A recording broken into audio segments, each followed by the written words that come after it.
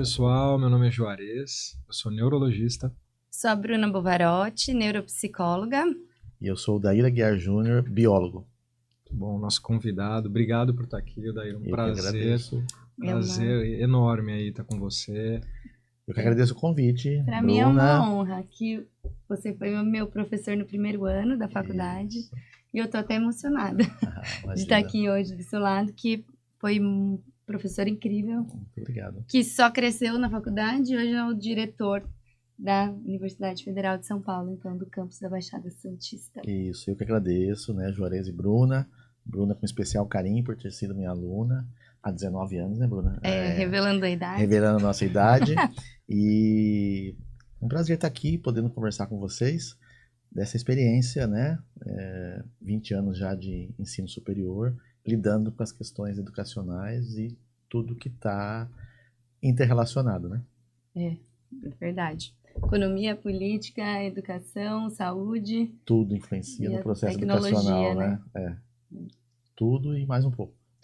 E saúde mental dentro da área de educação é fundamental, né? Tem sido cada vez mais, né? É uma temática que tem sido transversal porque a gente está vendo, né, uma crescente onda cada vez maior de diagnósticos e casos que têm aparecido, né, que dificultam desafiam, né, a nossa habilidade de ensinar e de poder fazer sentido, né, para as pessoas. Então, a gente está sendo... Eu acho que a nossa primeira conversa, né, me chamou muita atenção, que eu acho que eu tenho contato, né, no consultório, muito mais com uma realidade, talvez, das escolas de ensino infantil, né, ou com... na idade escolar ali, no início da adolescência, e a gente não me imagina, eu talvez, né, não viva tanto depois, né, no ensino superior, como é que isso se dá, como é que a gente imagina ou imaginaria, né, deveria acontecer, talvez das pessoas chegarem um pouco mais adaptadas também já, né, entendendo as limitações, o que se tem de recurso, como fazer, com terapias já em andamento. Muitas vezes a gente não tem nada disso, né? E aí você tem que abraçar ali uma diversidade imensa, cada vez salas mais heterogêneas, né? E muda numa velocidade também. Muda muito. E o que acontece, né, é que não é diferente no mundo, mas eu acho, na minha opinião, que a gente tem uma idade precoce para a universidade. Eu, na minha opinião, a gente teria que entrar na universidade um pouco mais velho. Né? Eu acho que a escolha por uma profissão, a escolha por uma carreira, aos 17 anos, eu tenho achado, para essa geração, talvez na geração nossa, na geração da Bruna, isso tenha sido uma escolha mais fácil.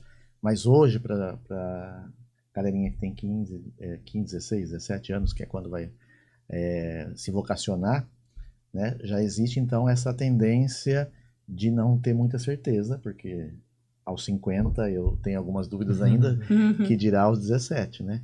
Então isso também já é um fator de desadaptação, quando você dá de cara com um curso que não era aquilo que você esperava. E dentro disso, toda a bagagem que você carrega pré-universidade, né? Seu contexto familiar, seu contexto econômico, toda a sua história pregressa, né? Então,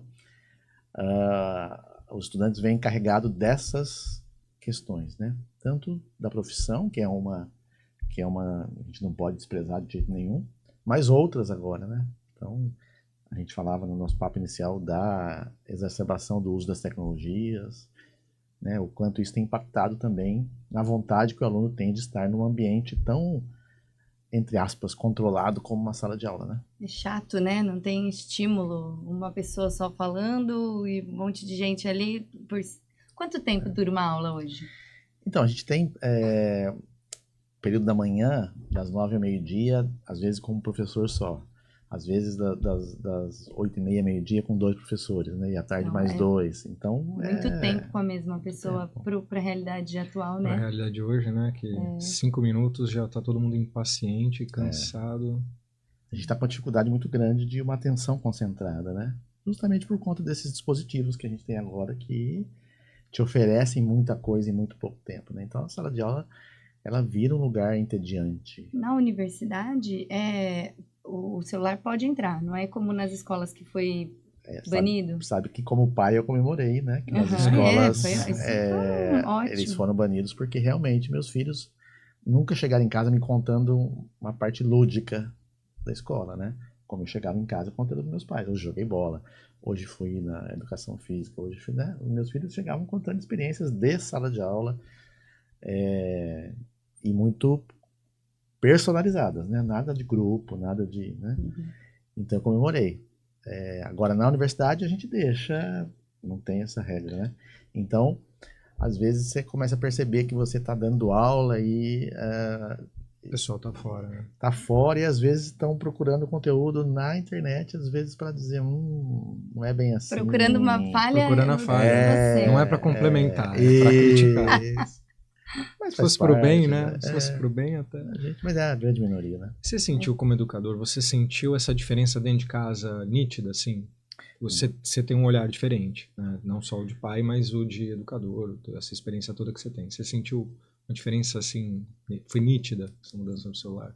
Da subtração?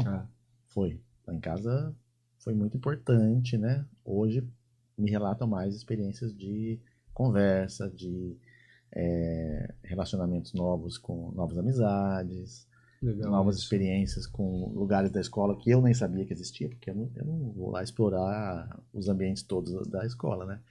Mas eles vieram me contando de experiências outras, laboratórios, horas mais prazerosas ali no intervalo, né? Então, acho que presta mais atenção também no que está acontecendo, sim, né? Se engaja, se envolve, né? E fora que quando a gente foi na escola para decidir, nem tinha que decidir, porque é uma lei federal, né? Mas fomos lá para ouvir que ia ser subtraído o celular.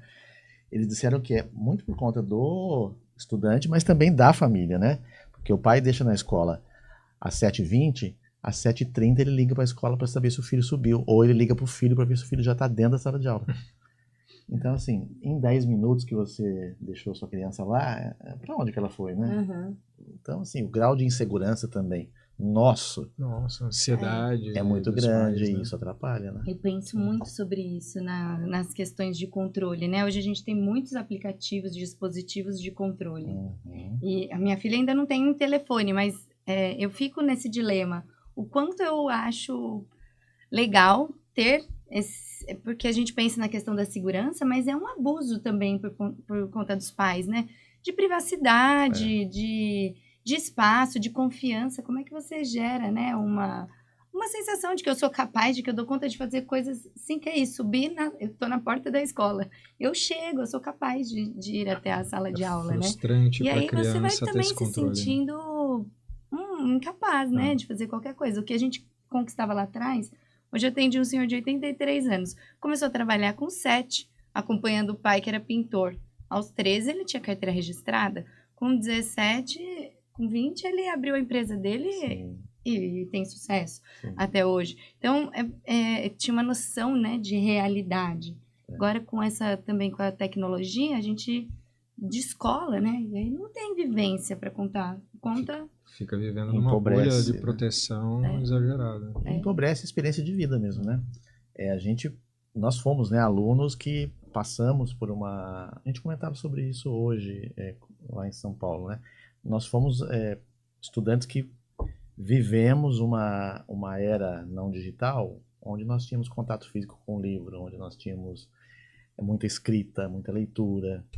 Então a gente hoje consegue se controlar nos meios digitais muito mais fácil do que quem é nato digital. Porque ele não conheceu um contraponto, né? Então, a gente falava hoje sobre a inteligência artificial e o impacto dela também no ensino, né? Então, hoje um colega meu dizia que ele, para tentar mitigar esse impacto da inteligência artificial, ele ferramentaliza os estudantes de como utilizar. Então, já que ele sabe que se ele for dar um trabalho vai ter inteligência artificial envolvida, ele já diz, olha, me façam boas perguntas sobre o que eu ensinei para a inteligência artificial. Então ele vai avaliar quais foram as perguntas que o aluno fez para a inteligência artificial pela qualidade da pergunta e não pela resposta. Se o aluno fez boas perguntas, ele aprendeu bem o conteúdo. Olha que legal. Né? E se ele fizer pergunta, porque é isso, né? Eu estava me inteirando hoje, porque eu confesso que eu estou um pouco resistente à inteligência artificial. Eles estavam dizendo, não, porque se você é uma pessoa que tem uma certa fluência na língua portuguesa, que você tem um pensamento retilíneo, se você tem uma bagagem, a interação sua com a IA vai ser muito mais proveitosa do que quem tem uma bagagem menor. Então é isso, né? Eu achei a sacada do meu colega bem interessante. Eu vou avaliar não o trabalho que ele vai gerar pela IA, mas a pergunta que ele vai fazer para a IA, porque isso vai demonstrar o quanto ele absorveu da aula. E de fato ele está treinando essa criança para usar bem a inteligência artificial, porque Exatamente. Dependendo do conteúdo dela, da capacidade dela, da pergunta dela, ela vai ter um resultado. Isso. Se ela é pobre, o resultado vai ser pobre. Se ela Exato. tem uma construção melhor na pergunta, o resultado vai ser muito melhor, vai chegar muito mais longe. Uma colega até falou, olha, é uma conversa entre duas pessoas praticamente. E quanto mais você tem bagagem, mais aquela pessoa que está do outro lado, que não é uma pessoa, óbvio, tem respostas boas para te dar. Né? Então eu fiquei mais animado, né? Uhum. Mas a gente sabe que é um perigo, né? Então hoje os alunos leem menos, eles prestam menos atenção, né? Porque esse estímulo que tem na palma da mão, né, ele é muito mais constante. Né? Então é proposital, né? Aqueles quadrinhos que você vai descendo assim, ele vai te dando prazeres diminutos, né? Mas que são permanentes, né? Então você muito mais do que o Odair falando por 1h40, qual é o estímulo que o cérebro tem para continuar ligado naquilo, né? Se o celular você passa quadros diversificados na palma da mão, pulsos de prazer, né? Pulsos de prazer, exatamente. É até injusta, né? A concorrência, né? Injusta. Os dois estão na sala de aula em universidade. Haja criatividade, mestrado, doutorado, pós-doc. A gente tem que reinventar a sala de aula, né? Então, para prender a atenção, para conversar mais, para fazer mais trabalhos em sala de aula, que a gente sabe que transformar a sala num movimento mais ativo, mais né? ativo. Antes a educação implicava num aluno muito passivo, né? Baseado nessa mudança, né, principalmente na tecnologia e na reatividade, na capacidade, na personalidade dos jovens de hoje em dia. E nesse tanto de transtornos que a gente tem, tanto os jovens que têm um transtorno realmente, uma doença, né, um diagnóstico, como os que não têm, mas vivem uma ansiedade tremenda, e mais os professores também, porque falando de saúde mental, você tem um grupo que tem algum diagnóstico, você tem um grupo que só é ansioso e desatento, e você tem os professores que sofrem pressão, tem sua vida também estressante e também tem seus transtornos. Quer dizer, o ambiente de ensino hoje em dia é muito mais desafiador do que no passado.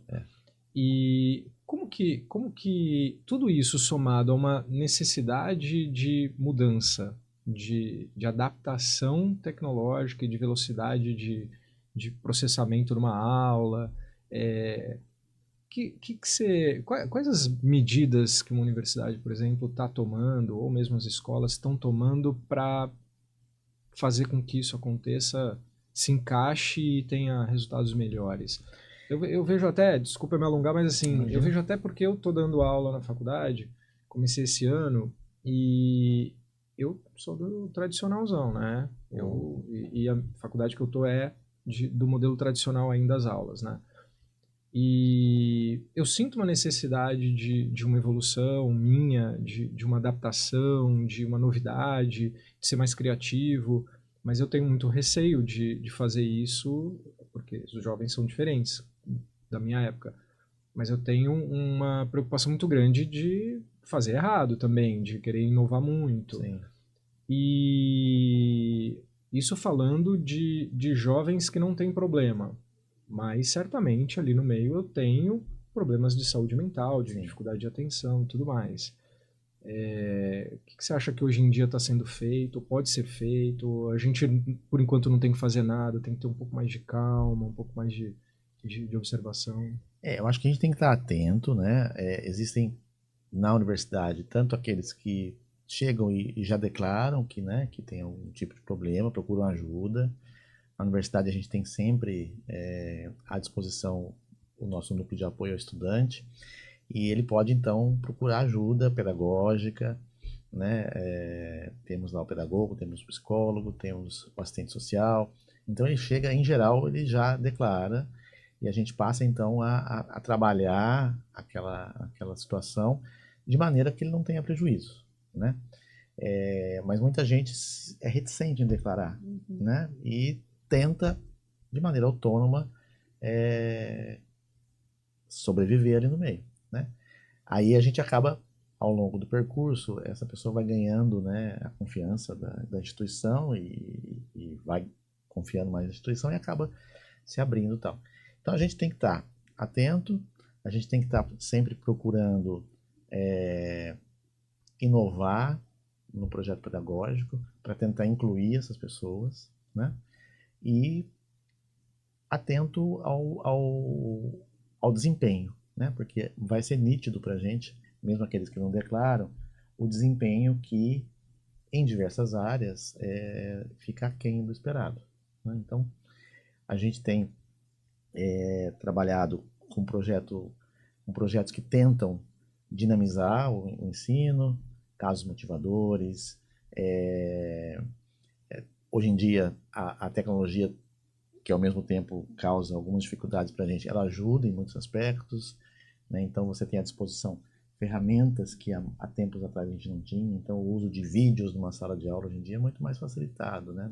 Na nossa época eram slides projetados na parede, transparências em plástico projetadas na parede. Então hoje, né, tudo que você está falando, você pode na hora buscar ali junto com eles, até para fazer um exercício, né, de que, olha, o computador também está presente aqui, né? Olha aqui a sua conhecida tela, aqui também, né? Ajuda, né? Então você entrar um pouco nessa vibe de vamos trazer as tecnologias ao nosso favor. Na Unifesp, o núcleo de atendimento, de apoio ao estudante, ele era bem presente, né? Eu lembro que ele se faz claro para nós, assim, enquanto alunos, né? Sim. Você tinha acesso como tinha acesso aos professores.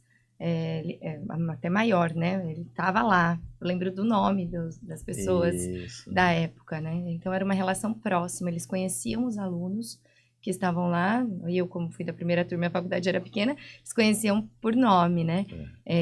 Então eu lembro de ter voltado na universidade depois e de ver a sala do núcleo de apoio aberta, olhando os alunos no corredor, entendendo ali, né, a dinâmica.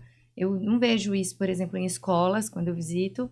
Isso poderia existir numa escola, né, de ensino fundamental. Um núcleo de apoio ao estudante que o estudante pudesse não esperar criar um vínculo de confiança com uma coordenadora ou com a pessoa desse apoio pedagógico que fica lá uma vez por semana. Um psicólogo, então, é muito mais raro, mais né? Ativo do Tem, que passivo, mas né? fica lá para casos e para reunião com pais.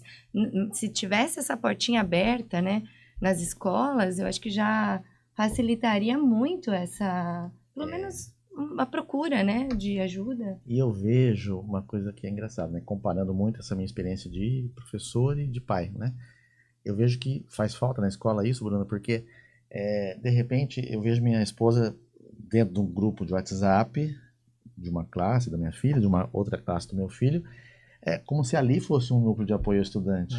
Aquele grupo tentando entender o que está acontecendo na escola, Um grupão de mães cheio de perturbadas. viés de comunicação, cheio de ruído, porque não estão lá na escola, mas falam pelo filho, porque o filho não tem uma idade na cabeça deles para falar por ele, como na faculdade, né? A gente raramente vê pais na faculdade, né? Então acho que faria falta mesmo, né? Claro que pro meu filho de 8 anos, ia ser mais difícil chegar a procurar e tal, mas acho que até procuraria, né? Se você der essa autonomia. Você, como pai, sabendo que tem, você pode ajudar. Né? Exato, porque esses grupos que se formam no WhatsApp, de pais e mães, piora a com a situação, melhor né? das intenções, piora tudo. dificulta. Tem uns pais e mães ali que não têm a melhor das intenções, não. Eles querem botar fogo no parquinho mesmo. Quer treta, eles querem treta. Exatamente. Certeza. Mas é interessante pensar, eu às vezes penso, né, as escolas estão sendo cobradas como instituições de saúde. Talvez se a gente tivesse políticas públicas de saúde mais próximas, né, Sim. da educação, facilitaria muito, né? Se a gente pensasse que o próprio SUS tivesse, né, dentro dele da saúde ali. Então, tem a unidade básica, tem os agentes de saúde. Por que não ter também dentro a saúde mais íntima, né, da educação? Sim. Talvez fosse uma ponte que trouxesse algo. A Unifesp tem, né? Agora falando da Unifesp, que é a universidade que eu dirijo, né? Aqui em Santos. A gente tem a facilidade, né, Bruna? Você deve lembrar, mas acho que você não chegou a fazer uso, né? Como a gente tem o curso de medicina em São Paulo, a gente criou o serviço, já existia quando eu entrei, mas é o SSCD, Serviço de Saúde do Corpo Docente.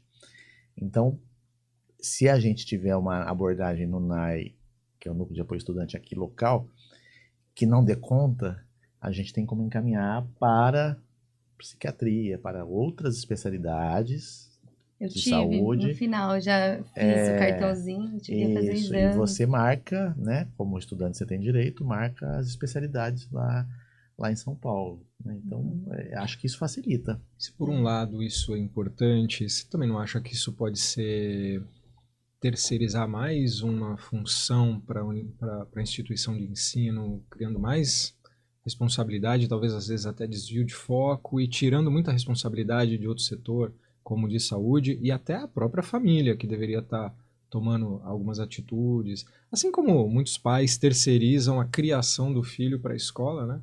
E não só a educação, mas a criação. Você acha que de repente não pode correr esse risco de distorcer? Olha, tem duas situações que eu vou botar aqui para circular. Uma que às vezes o problema é a família. Então, não adianta você falar, volta lá, fala com seu pai e com a sua mãe. Aí você ouve assim, não, mas veja, o problema é que eu não estou falando com meu pai e com a minha mãe. Então, aí você já toma um baque, né? E também a gente faz de tudo na universidade para não ter a evasão desse aluno, né? Porque é tão valiosa aquela vaga e aquele estudante que conseguiu chegar ali, que a gente procura, não perder, né? Isso. Em podendo, a gente procura auxiliar para não perder, né? Porque de repente...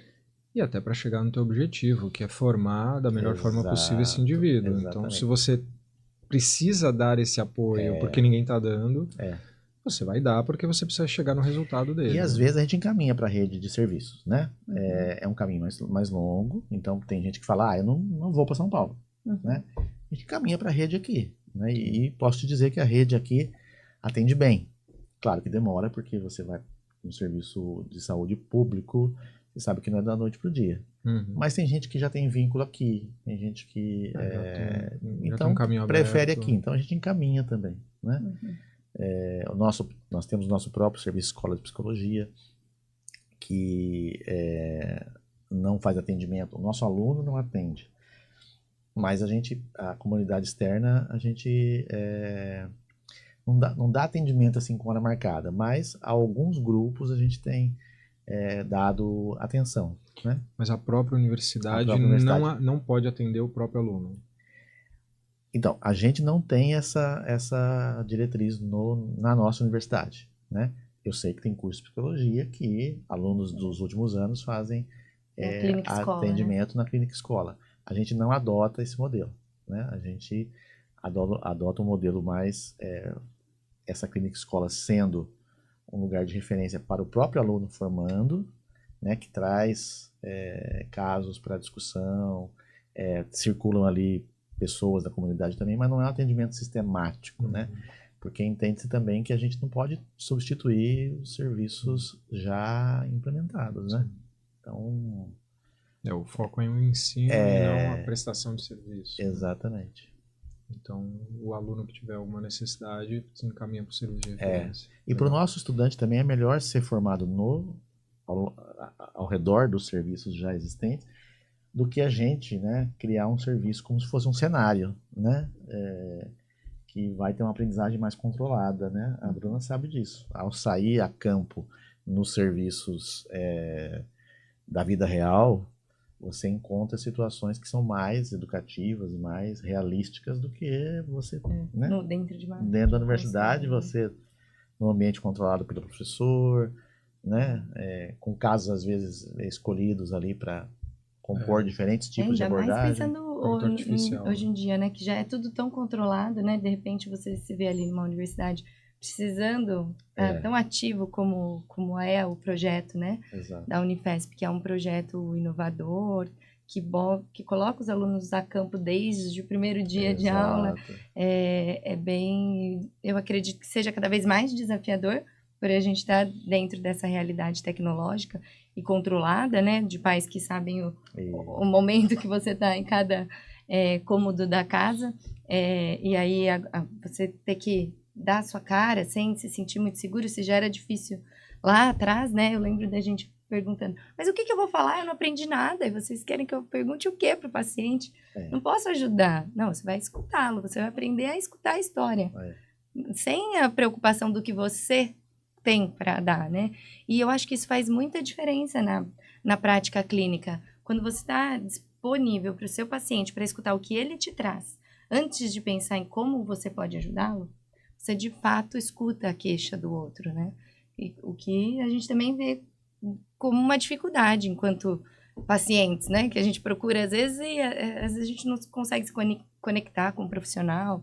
A pessoa está ali querendo passar, parece, né? Uma receita, nem olhando meu olho, não escutou a minha história. Então, acho que a universidade, nesse sentido, traz um projeto que já prepara um profissional diferenciado. E na saúde, né, a gente sabe que a oratória, que a escutatória é tão importante quanto a oratória, né? E a Bruna sabe, na psicologia, a verbalização faz parte do processo de possível cura, né? Não sei se a gente pode usar esse termo, mas, né, faz parte do tratamento. Na hora que eu verbalizo, aquilo deixa de virar sintoma, né? A gente traz para a linguagem, né? É o caminho aí do desenvolvimento emocional, né? A linguagem me mostra o quanto de recurso eu tenho para lidar com as questões. Então a gente procura dentro de sala de aula, né? Que é o primeiro anteparo que o aluno tem, o professor que está na sala de aula, depois o coordenador do curso, depois o núcleo de apoio estudante, e aí ele escolhe ali com quem ele está mais afinidade maior dele, né?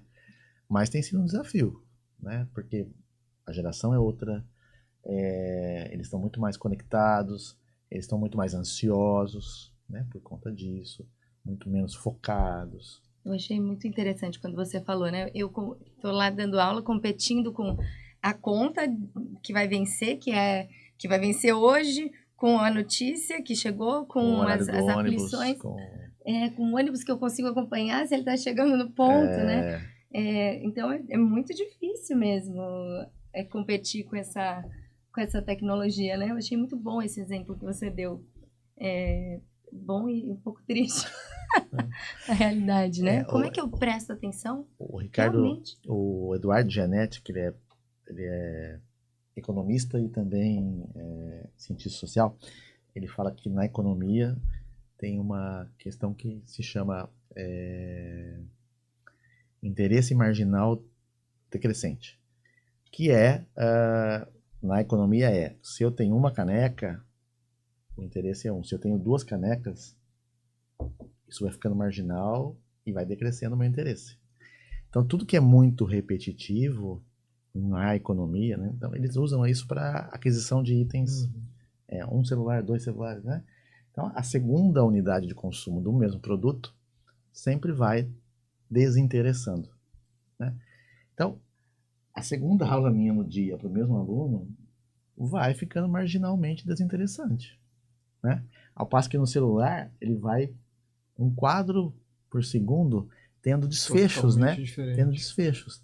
É que nem quando a gente assistia, aí vou delatar mais a minha idade ainda, assistia Chico Anísio, Jô Soares, aqueles esquetes de humor que não duravam tão pouco quando duram agora os Reels, etc.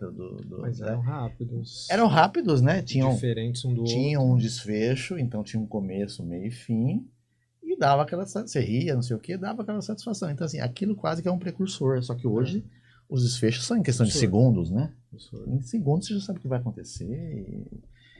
Então, acho que é isso, né? A gente está, enquanto produto do olhar do aluno, sendo o interesse marginal decrescente. E dentro da sua prática hoje, né, que mudou, saiu de sala de aula e foi para uma área de gestão, né, diante de uma sociedade aí que muda, de toda a questão política, econômica, qual é o desafio maior? A sala de aula ou a gestão de uma universidade? Olha, entre a cruz e a espada. Olha, eu vou te dizer que ambos qual dá mais prazer? Ambos são difíceis, então. Ambos são difíceis, mas eu acho que na sala de aula, quando eu estava lá na sala de aula, eu não tinha ideia e, portanto, era poupado, né, dessas preocupações que eu tenho hoje, por exemplo, orçamento. Eu estava na sala de aula, eu não sabia se a luz tinha sido paga ou não, se estava em dia com a água. Época boa, né?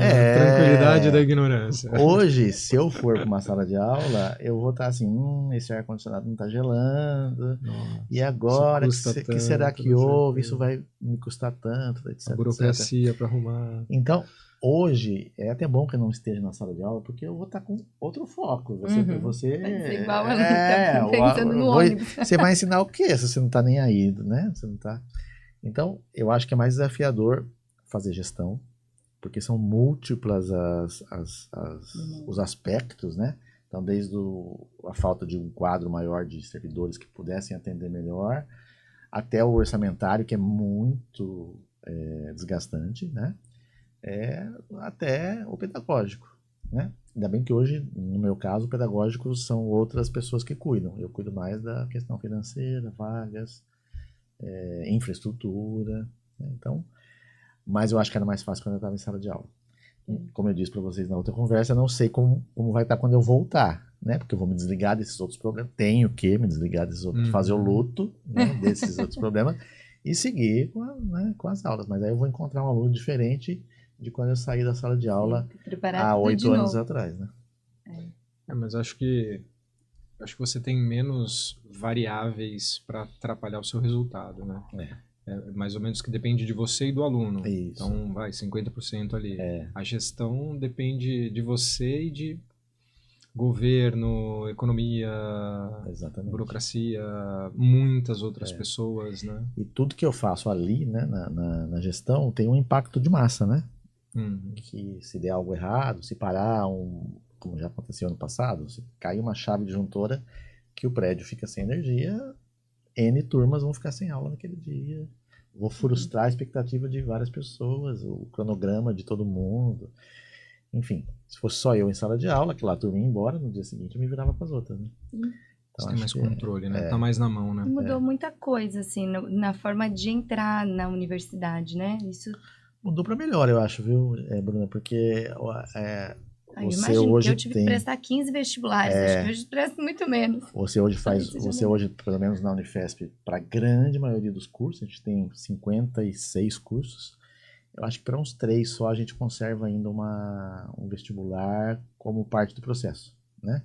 Medicina é um deles, acho que ciências biológicas é outro, não sei dizer quais são os demais.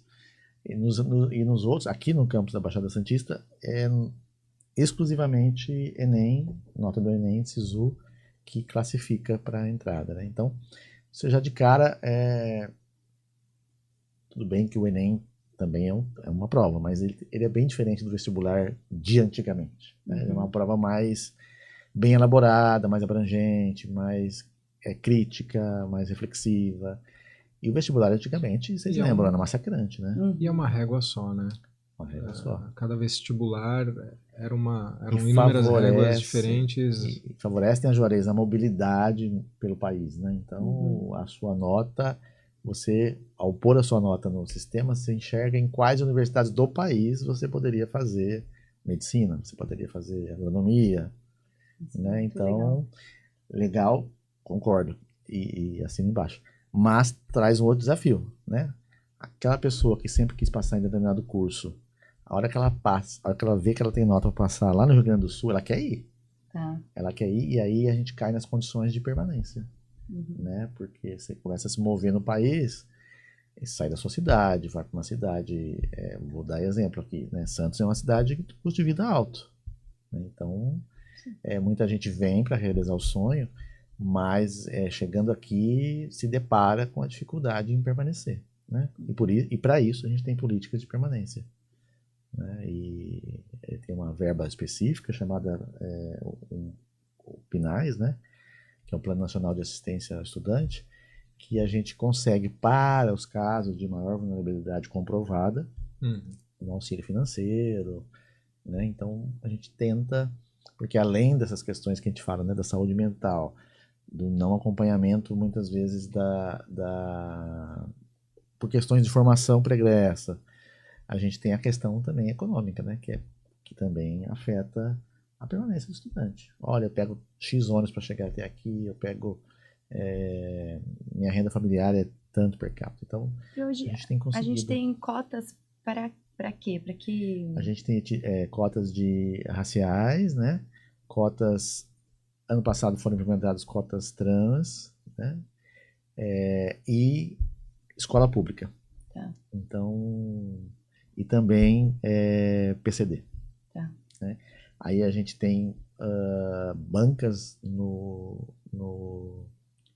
começo, né, do ano, do semestre, para fazer a validação, né, desse estudante que está chegando, ele presta dentro desse perfil, e depois tem toda uma comprovação que a gente faz através de banca de heteroidentificação, né, entrevistas e tal. Também foi implementado, né, ao longo desses anos. Ao longo dos anos. Acho que a primeira foi a racial. Acho que eu ainda estava na faculdade. Depois veio a de escola pública, né, exclusivamente escola pública.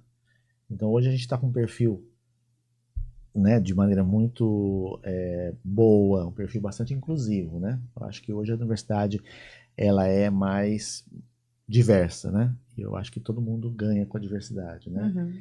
Ela é uma universidade mais periférica, ela é uma universidade mais multirracial, ela é uma universidade mais com todo o grau de diversidade que você pode imaginar.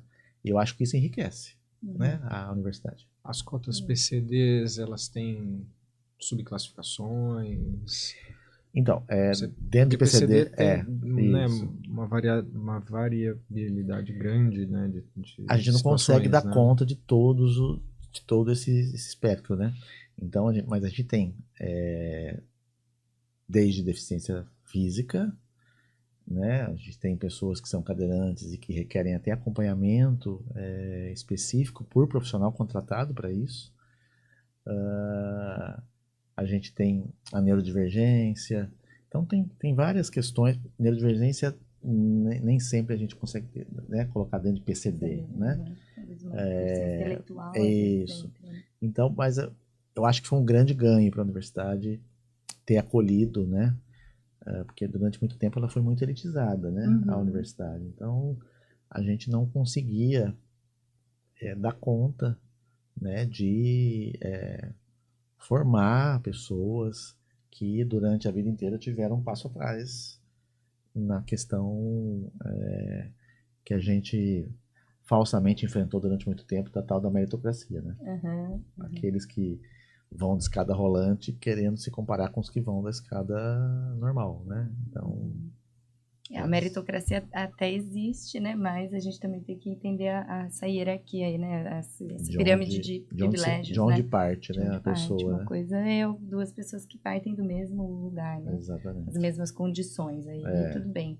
Agora, quando é muito distante, né? Fica difícil medir. As cotas para isso, para você nivelar o ponto de partida para ver, aí dali para frente vai o mérito. E o interessante é que o desempenho tem sido muito semelhante, às vezes até melhor do cotista do que Olha que legal. da vaga universal. Vocês estão sempre medindo isso, obviamente o desempenho final que é uma preocupação, mais importa, né? Porque havia tanto preconceito com cotas em geral, né? se dizia que ia baixar o nível, se dizia que ia nivelar por baixo, etc, etc. Que a gente, não só por isso, né, mas acho que é obrigação nossa fazer esse acompanhamento de rendimento, né? Que a gente faz e é uma grata surpresa. Até existe o nivelamento para baixo, mas não por conta disso, né? Não nisso, eu tô falando, mas a gente até tem uma tendência, às vezes, a nivelar para baixo, mas eu compartilho dessa percepção. Eu vivi, acho que quando foi implementada a cota racial, falava-se muito sobre... Existiam esses rumores, né? Agora vai começar um monte de cota, aí o ensino vai cair porque as pessoas não acompanham. E isso ficava, né? Rolando ali. É o nosso eterno conceito da classe de pertencimento, né? Então, é interessante, né? Às vezes a consciência de classe, ela te faz, muitas vezes de maneira até não espontânea, né? Não direcionada, mas te faz às vezes querer uma exclusividade só para você porque foi difícil chegar lá, né? Então, como diz o filósofo Clóvis de Barros, você sobe no elevador social e bota um ferrolho no elevador para ninguém mais subir, porque você cria para você uma exclusividade que te diferencia no meio dos outros, né? Então, uma genuína consciência de classe, você pega o elevador e faz com que ele desça para buscar os outros, né? Canuri uma vez deu uma aula no módulo de, como chamava? De parte social, de inserção social, Inserção social, explicando, né? Eu lembro dele dizendo, o problema da humanidade, ele pegou uma corda, eu acho, assim, com 2 nós, é que quem tá aqui nunca quer fazer isso. E esse aqui também, ele quer fazer isso aqui. Exatamente. Né? Ele fez uma dinâmica muito boa, eu caí direitinho na dinâmica dele, do capitalismo, era para vender, parecido com a ideia lá dos produtos do economista. Eram 5 alunos, ele escolheu para vender um produto cada um. E eu fiquei com algo que era muito desnecessário, acho que eram sapatos. E tinha água, alimento, energia, mais alguma coisa que eu não vou me lembrar agora. E eu tinha sapatos. Eu falei, eu vou perder esse jogo, né? Entrei, a gente quer ganhar, né? Não era um jogo para ganhar. Já comecei o erro ali na minha mente. E aí ele deixou a gente lá, só deu essas informações. A ideia é que todo mundo acabe, talvez, né? Vocês vão ver aí como é que vocês negociam isso. Aí eu fiquei quieta. Alguém da água falou assim, minha água vai custar R$2. E cada um tinha 20. Falei, eu quero todas as águas. E a pessoa ficou sem água. Aí eu comecei a me sentir a dona do pedaço. A dona da água. Vendi tudo, acabei rica, né? Mais rica de todos. E no final ele disse, o problema é de quem tá aqui, é que não quer. Saiu do sapato tá aqui. Aí eu me senti, água. foi a maior lição de vida. Nunca mais eu consegui viver uma relação comercial sem lembrar disso, né? É importante de trazer, né, essa consciência, realmente. Às vezes você fica cego ali com a ideia de onde você quer chegar e perde a noção do coletivo, né, do outro. E essa dinâmica, né, essa dinâmica social toda, até você chegar na universidade, ela também impacta diretamente na saúde mental, né? Sim. Então você não vem da universidade saindo do freezer, você vem da universidade saindo de uma situação, muitas vezes de muita dificuldade, de muito... embate. Então é isso, né? Então por isso que eu acho que foi legal a inclusão, né? Porque você rompe essas barreiras todas, né? E coloca, né? Para aprender gente que talvez não chegasse pela via meritocrática anterior, né? Então e é gratificante, né? Quando você ouve, né, os alunos dizendo que, olha, eu fui o primeiro da minha família, eu não teria chegado aqui se não fosse assim, eu me tornei outra pessoa, isso aqui é muito legal, a universidade me transformou, né? Então, acho que tem valido a pena, né? E aquilo que você disse também, para nós professores, também o contexto de saúde mental implica bastante nosso mesmo, né? Então, você enfrentar o alunado hoje, com todos esses entraves que a gente já discutiu aí das tecnologias, das mídias sociais e tal, é desafiador a ponto também de nos tirar do eixo da saúde mental, né? Professor no Brasil, mal remunerado, desrespeitado até, né? Acho que na universidade não tanto, mas no ensino fundamental a gente vê, né, infelizmente. E então, assim, os transtornos mentais na classe de professores, não sei, não tenho esse dado, mas parece ser altíssimo, né? Eu vejo muita gente que é educador, que é professor, passa em consulta, que está com insônia, depressão, ansiedade. Esgotado, né? O nível de esgotamento, Que a saúde, geralmente. não consegue fazer atividade física, tá fora do peso, tá tudo errado na vida dele por um estresse, assim, os burnouts, Você né? vê professores, né, de ensino médio, ensino fundamental, que fazem 3 turnos, né, para conseguir um salário minimamente digno, né? Uhum. Então, na universidade, a gente, né, não somos milionários, mas a gente não ganha salário de fome, né? Mas o pessoal que está na educação fundamental e básica, principalmente pública, né, enfrenta uma questão séria. Então, você chega numa sala de aula, você tem um embate geracional, você tem um embate com o contexto familiar dos estudantes, e aí vira uma tempestade perfeita, né? O trabalho já não é fácil, né? Educar já não é algo tão simples, não é uma profissão fácil. Exato. Vai lá e dá uma aula. Não, tem toda uma complexidade. Então já é um trabalho que desgasta, né? Exige. Aí você tem uma remuneração ruim. Exato. Aí você tem que fazer jornadas maiores. E você é desrespeitado. Cara, é desafiador demais, né? Ser E a gente fala, professor, eu falei né? no começo de vocação do estudante, mas também tem a vocação do professor, né? Então, e na universidade isso é mais desafiador, porque na outra conversa eu tinha relatado para vocês que nós, professores do ensino superior, a minoria é formada para dar aula, né? Você é doutor, especialista numa área, mas poucos são formados com conteúdo de pedagogia. Exatamente. Né? Eu sou licenciado, a licenciatura traz um conteúdo pedagógico importante, mas nem todos são, né? Então, você dorme doutor naquela noite que você defendeu o doutorado e no dia seguinte você é professor, com qualquer bagagem pedagógica que você tiver ou não tiver. Isso. Então, você chega na sala de aula sem muita instrumentação, né? Na licenciatura a gente ainda faz estágio em escola, a gente entra mais em contato com a sala de aula, né? Observacional no começo, depois até com intervenção, mas você tem uma E realidade. ainda entrar professor da Unifesp que tem que dar aula numa metodologia toda diferente, tem que começar a estudar, né? Para poder entender o método, entender...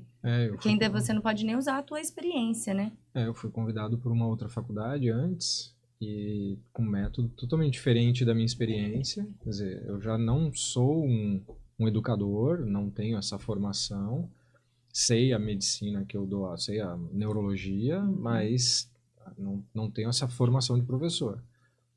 Ainda por um outro método que não dá. Eu olhei o método, falei, não consigo raciocinar como é que eu vou passar isso para frente. Mas tem colega que foi. Na cara e na coragem. Bem, depois, às vezes consegue. Às vezes consegue. E vai se capacitar também, né? Mas se já é difícil fazer o tradicional e ter um resultado bom sem tanto preparo, porque a maioria dos profissionais não foram cunhados para isso, imagina numa metodologia totalmente diferente, né? É bem difícil. Ela cria inseguranças, né? A Bruna sabe, estudou lá com a gente tem uma metodologia diferenciada de o ensino modular, né? Que reúne os conteúdos das antigas disciplinas, o ensino interprofissional, né? As profissões aprendendo juntas, porque vão trabalhar juntas, é muito legal, né? E tem feito a diferença, né? Então você aprende a ouvir, que é um instrumento essencial, você aprende a se posicionar dentro do grupo, você aprende a cooperar. Aprende qual é a função do outro profissional. Do outro profissional. Aprende, muito legal também. Aprende que não precisa, aprende que não necessariamente você precisa ser tutelado dentro de uma equipe por um profissional de uma profissão que muitas vezes, né, tem esse histórico, né? A medicina, por exemplo, né? Antigamente, em algumas realidades ainda acontece, né? O médico é aquele tutor daquela equipe, né? Do enfermeiro, do psicólogo, né? E há que se ter uma conversa mais horizontal, né? Porque ninguém sabe tudo. E assim, é um equívoco, né? Porque o médico, ele não tem essa formação de gestor, né? Essa formação de liderança. Acaba tendo essa característica de líder por uma questão hierárquica que a sociedade criou, mas o enfermeiro tem muito mais a formação de líder, de grupo, de visão, de visão aberta.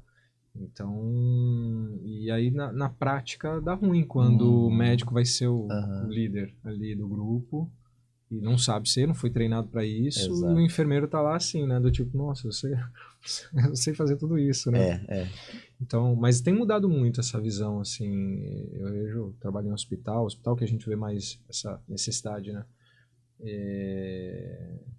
Eu trabalho em hospital e já trabalhei em vários hospitais que a gestão é de enfermagem, a coordenação, a diretoria médica, ela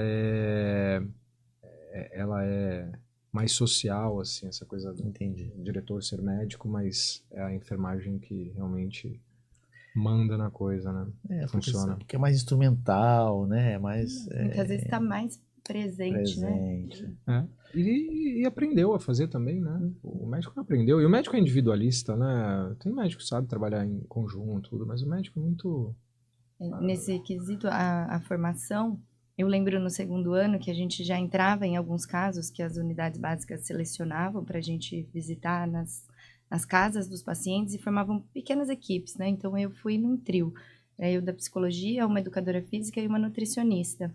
E aí a gente fazia visitas àquela pessoa e, em um dado momento, percebeu quem tinha criado o maior vínculo com a paciente.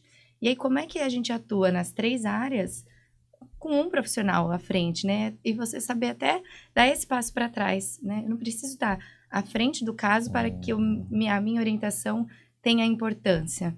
Ele pode passar aquilo da minha leitura, do que eu acho fundamental, e aí a pessoa que construiu o vínculo com a paciente vai fazer o front ali, né? E passar todas aquelas orientações das 3 áreas, mas tudo decidido ali em equipe. E isso também é uma forma, né? A gente trabalha em equipe às vezes no hospital, mas aí um lá faz uma visita, aí o outro vai separado faz outra visita, o outro, aí todo mundo preenche num prontuário digital, uma vez por mês tem uma reunião lá, que é muito difícil, todo mundo fala, não tem tempo, não se conversa mesmo, né? E nessa situação não, como você de fato troca e uma pessoa vai lá e acaba otimizando o trabalho de todo mundo e entendendo de fato qual é o papel, né? Que tipo de orientação ele passaria, e eu passo a também assimilar, né? Eu via depois colegas nutricionistas que davam muita importância para questões emocionais, porque passaram a entender o que aquilo era, como é que aquilo funcionava na prática, quando executavam, né, a tarefa ali. Então, é muito interessante também você se propor esse trabalho conjunto, não multi, né, disciplinar. Você chamava de transdisciplinaridade, né? Multiprofissional. Porque tem a área de intersecção, às vezes são enormes, né, essas áreas. A zona cinzenta ali é enorme. Você entre duas profissões. A gente vê isso, né, no que a gente faz, né? A gente às vezes tá discutindo a mesma coisa e temos profissões diferentes, mas estamos discutindo a mesma coisa, o mesmo olhar. Na saúde você pega, por exemplo, um caso de obesidade, um caso de diabetes, passa por todo mundo, né? A medicina lá na Unifesp tem parte dessa formação multiprofissional com aulas juntas ou não? Aqui esse projeto pedagógico ele é do campus Baixada Santista, né? Então, lá as outras não, foi um projeto que nós os outros cursos também não tem. Nós implementamos aqui esse de tipo, né? Porque o nosso primeiro diretor, que foi o professor Nildo, ele vem da área de educação na saúde, né? Educação médica, mas de educação na saúde. Então, foi visto que na saúde, né, a equipe sendo interprofissional ou multiprofissional, ela funciona muito melhor, né? Por conta disso, né, que a gente já trouxe aqui, e a gente procura, então, preservar esse modelo. Na área de ciências do marketing, nós também temos aqui, a gente procura também fazer o ensino modular. E aí também, né? Pensando que quando você fala do oceano, você está falando com o oceanógrafo, você está falando com o biólogo, você está falando com um monte com engenharia de pesca, você está falando com, enfim, com geofísico, exatamente, com o bioquímico, tá tudo interligado. Com todo mundo, né? E aí, mas é um modelo, a interprofissionalidade na saúde, ela é muito estudada no mundo, né? Que foi um pouco para romper, né, com o modelo flexneriano, né, do Flexner, né, que era um estudioso. E vocês, obviamente, medem os resultados e vê que o resultado é muito melhor do que no modelo... Para além de medir o resultado lá dentro da universidade, né, a gente tem os relatos depois da formação, né, das pessoas e durante a formação também. Os alunos vão para os estágios, então eu chego numa secretaria da prefeitura para tratar de assuntos da universidade. Poxa, aqui tem vários alunos de vocês, a gente percebe como eles são diferentes. Acho que esse modelo não vai subir para ser implantado em São Paulo, ser case de sucesso? É que lá a gente tem, na saúde, basicamente no Campo São Paulo, enfermagem e medicina. Não tem fisioterapia? Não, esses são aqui.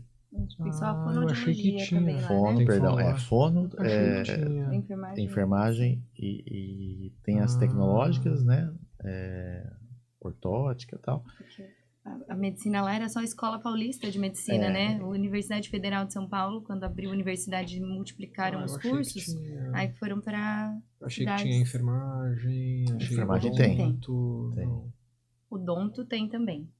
Não, odonto ainda não. Odonto não? Não. Lá? Não. Achei que tinha. Tem, porque tem, acho que para depois, né, nível de especialidade, mestrado, doutorado. Residências, né, talvez, não sei. Agora, para médico e enfermeiro, a gente pode avançar nesse sentido, né? Nas cadeiras básicas, né? Dá uma experiência boa de intersecção. E a medicina também, ela foi muito segmentada, né? Então, se você conseguir com que as especialidades da medicina trabalhem juntas, acho que já é um ganho, né?